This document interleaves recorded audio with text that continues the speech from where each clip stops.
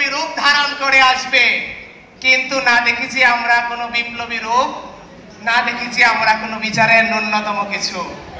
আজকে যারা আছে উপদেষ্টা মণ্ডলীতে তাদেরকে ভোগ বিলাসিতা করার জন্য ওই মসনদে বসানো হয় নাই, তাদেরকে সেই মসনদে বসানো হয়েছিল প্রত্যেকটা শহীদের বিচারের জন্য, দেশের সংস্কারের জন্য।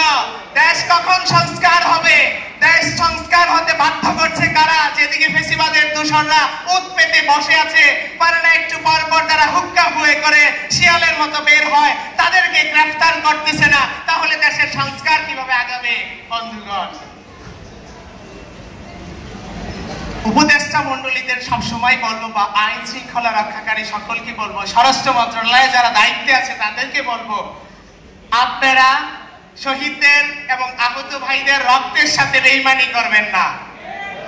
আপনারা রক্তের বন্যা, রক্তের সাগর পাড়ি দিয়ে ক্ষমতার মসনদে বসেছেন।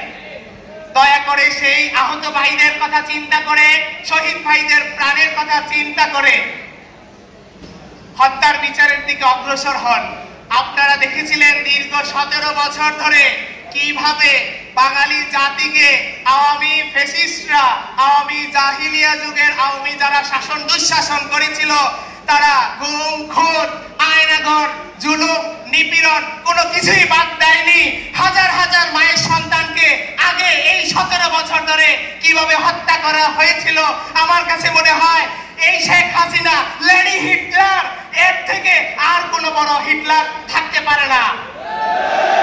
তাই অবিলম্বে আরেকটা কথা আপনারা দেখেছিলেন, কিছুদিন আগে আমরা যমুনায় গিয়েছিলাম, কি করেছে? আওয়ামী লীগের কার্যক্রম নিষিদ্ধ করেছিল।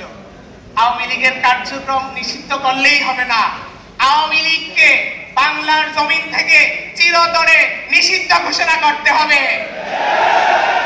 আওয়ামী লীগ হলো সন্ত্রাসী, তারা হলো বাংলার জমিনে গজব, বাংলার জমিনে ত্রাস। তারা কখনো শান্তির প্রতীক ছিল না, থাকবেও না। তাই ওই সন্ত্রাসীদের, ওই ত্রাসদেরকে, ওই জুলুমকারীদেরকে বাংলার জমিনে থাকতে দেওয়া যাবে না। বাংলার জমিনে তাদেরকে বিচার করতে হবে। ইনকিলাব জিন্দাবাদ।